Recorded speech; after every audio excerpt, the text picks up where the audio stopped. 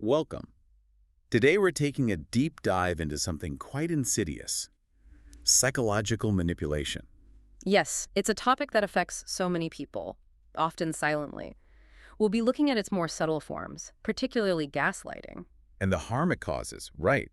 In relationships, at work, even within larger organizations, it's often invisible harm. Precisely because it attacks something so fundamental, a person's sense of reality, their trust in their own mind, Our discussion draws from a source that examines these issues, actually with a focus on Japanese society. which provides a really interesting perspective on how culture can, well, sometimes enable or hide these behaviors. But the core issues, they're universal. Definitely. So our vision today is really to understand how gaslighting works, What it does to people psychologically, why someone would even do this. and crucially, why it's so often missed. The goal here is to equip you, our listener, with the knowledge to maybe recognize and address these situations. So we'll start with defining gaslighting, look at how it shows up, the psychological impact. Then we'll explore why it stays hidden, the motivations behind it, touch on cultural factors. And finally, look towards recovery and maybe even prevention. Okay, let's start there. Defining gaslighting. What are we really talking about? At its core, it's a pattern, a deliberate, sustained pattern of psychological abuse. Sustained is the key word there. Yes. The aim is to make someone fundamentally question themselves, their memory, their perception, their sanity, really. It erodes self-esteem. So it's not just, telling a lie now and then, or general manipulation. Exactly. A one-off lie creates confusion, sure, but gaslighting is constant. It's about distorting the victim's entire perception of reality over time. That's the goal. Chronic self-doubt. Can you give us some examples, especially maybe in the workplace, since that's where many of us spend so much time? Sure, a classic workplace example is a boss consistently denying things they said. I never approved that, or we never had that conversation. Even when you know you did. Right. Or shifting blame, making you responsible for mistakes that weren't yours. Over time, hearing this repeatedly. You start to wonder. Exactly. You start to question your competence, your memory. It leads to self-doubt, isolation. That sounds incredibly damaging. How might this look different in, say, a family setting compared to work? Well, the core aim control is often similar, but the dynamics differ. In families, it might be this slow drip of invalidation over years. Like what? Maybe a parent always saying, oh, you're too sensitive, or that's silly, don't cry about that. It conditions you to ignore your own feelings. And rely on others for validation. In the workplace, the power dynamic is usually more stark. Your boss holds power over your career, your livelihood. There's fear involved. Absolutely. Fear of getting a bad review, getting fired. It makes it much harder to push back or even see it clearly, and it can be less visible to others too. Our source mentions 3 specific psychological areas that gaslighters target. What are those? Okay, first is denying your memories or judgments. Just flat out saying, that didn't happen or you're wrong. It erodes your confidence in your own mind. Okay, denying reality. What's second? Second is blocking you from talking to others about it and undermining your credibility. How? Spreading rumors, maybe telling people, oh, they tend to exaggerate, or don't listen to them, they get things wrong. It isolates you, cuts off support. Leaving you alone with the abuser's version of things. And the third? Leveraging trust. Using their position as a boss, a partner, a parent to control you and stop you from questioning them. They might even pretend to be concerned while doing it. It's like creating a fog, a sense of unreality. Why does it go unnoticed so often, though, by the person experiencing it and by outsiders? Well, its subtlety is key. Individual incidents can look like normal disagreements from the outside. Oh, they just had a misunderstanding. Right. And for the person experiencing it, the psychological impact builds slowly. They start internalizing the doubt. Maybe I am crazy. Maybe I am misremembering. They lose the ability to see the pattern. So it requires awareness from the victim, but also understanding from others. Yes, exactly. Both are needed. People around need to be able to recognize these subtle, damaging dynamics, too. As this manipulation takes hold, what happens psychologically to the victim? Our source talks about stages. It often starts with confusion, just intense confusion. Facts are twisted, statements denied. You start doubting your own memory, your senses. There's a conflict inside. Yes, your gut says something's wrong, but the abuser is so confident, so insistent. Maybe they're right, maybe I'm wrong. It's deeply unsettling. I can only imagine what comes after that confusion. Often, it moves into misplaced self-blame. The constant accusations, this is your fault, you caused this, start to sink in. Especially if someone already struggles with self-esteem. Exactly. Or if they really value that person's approval, they start thinking, okay, I must be the problem. I need to change. Which is so unfair. They're being abused, but they think it's their fault. What about the long-term effects? That can lead to long-term self-denial, this deep, ingrained sense of worthlessness, a feeling like everything they do is wrong. Leading to helplessness. Yes, they stop taking action. At work, maybe they stop sharing ideas, try to become invisible just to avoid criticism. That sounds like it warps their whole reality. It really does. It takes a lot of time and usually professional support to find their way back to self-affirmation. And the source notes that perpetrators actively work to cause this transformation. What tactics do they use? Oh, they're often very strategic. They might seize on tiny mistakes and blow them way out of proportion, hammering away at them. To make the person feel incompetent. Yes, and crucially, isolation. They try to cut the victim off from friends, family, supportive colleagues. Why is isolation so important to them? Because if the victim has no one else giving them a reality check, no outside perspective, they become much more dependent on the abuser's version of events. It consolidates the abuser's control. So if someone realizes they might be in this situation, what's the first step towards recovery? Regaining trust in yourself, in your own feelings, your own perceptions, that's huge. And that often requires outside help. Often, yes, external validation is critical. Hearing from someone trusted, a friend, a therapist. No, you're not crazy. What you experienced is real. Supporters are key then. Absolutely. They help clarify the dynamics. And importantly, the victim needs to start letting go of that self-blame. It's a process. A difficult one, I imagine. Okay, let's flip the perspective. Why do people do this? What motivates gaslighting? Fundamentally, it often boils down to a desire for control, for power over someone else. Control and power. That seems to be a recurring theme. It really is, and it plays out in personal relationships, but also very much in workplaces, within organizations. It's about manipulating thoughts, feelings, actions to solidify their own authority or gain something. Can you give an example of that to professional context? Sure. A manager might deliberately undermine an employee's confidence, make them doubt their skill. Why? To keep them compliant. Exactly. To ensure they remain submissive, dependent. It's not about fair evaluation, it's about maintaining that power imbalance. And sometimes, the source suggests, this manipulation gets disguised as being for the good of the company. Oh, absolutely. That's a common justification. We need to hit these targets, or this is for team productivity. So they might overload someone unfairly. Or scapegoat them for a team failure, and frame it as necessary for business goals. It masks the unethical behavior. That's disturbing. How does gaslighting play into silencing dissent, like whistleblowing? It's incredibly effective for that. If someone sees something wrong, unethical practices maybe, the gaslighter works to make them doubt their own perception of it. Are you sure you saw that correctly?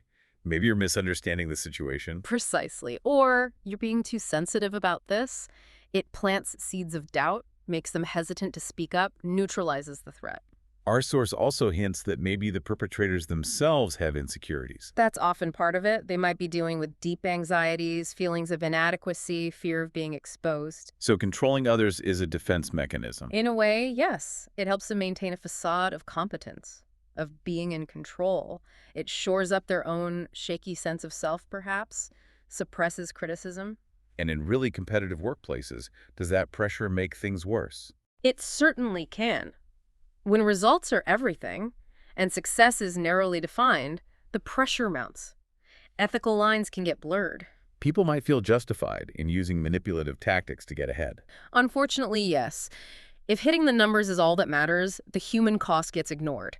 It can create an environment ripe for this kind of behavior. But these tactics, they might work short-term for the manipulator, but what about the long run? The long-term damage is immense. Trust is shattered. Communication breaks down. It kills creativity, innovation. Morale plummets. Absolutely. It creates a toxic environment. Ultimately, it's unsustainable for any healthy relationship or organization. Let's zoom in on one specific technique mentioned. Subtle denial. What makes that one particularly nasty? Subtle denial is so insidious because it chips away at your reality bit by bit. It deepens self-doubt, isolates you, often without any single big dramatic incident. How does it work with memory? The perpetrator will calmly, perhaps even seemingly reasonably, cast doubt on your memory. I really don't remember saying that, or are you sure my recollection is different? The calmness is key. Yes, their calm demeanor makes you feel like maybe you're the one who's mistaken or losing it. You start prioritizing their version over your own clear memory. And how does it invalidate emotions? If you react emotionally with frustration, hurt, anger, they dismiss it. Why are you getting so upset over this little thing? Or nobody else would react like this. Making you feel like your feelings are wrong. Exactly. It teaches you to suppress your emotions, to stop trusting your gut reactions. Makes you hesitant to object. The source also mentioned involving third parties. How does that work in subtle denial? The manipulator might subtly poison the well with others, go to colleagues, friends, and say things like, so-and-so has been exaggerating things lately, or they seem a bit paranoid.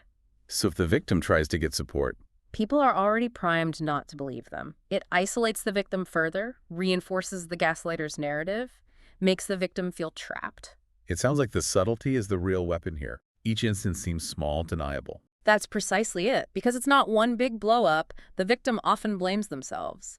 Maybe I am overreacting. Maybe I misinterpreted. It's hard to see the pattern. And the long-term result of this continuous subtle denial. The victim can end up completely accepting the perpetrator's reality. Their self-esteem is decimated. They fall into deep self-doubt, especially if others seem to side with the abuser. This can happen anywhere, right? Family, work, friendships. Anywhere there's a relationship, essentially. That's why early recognition is so important. So what can people do if they're experiencing it or seeing it? Protecting your own memory and emotions is key.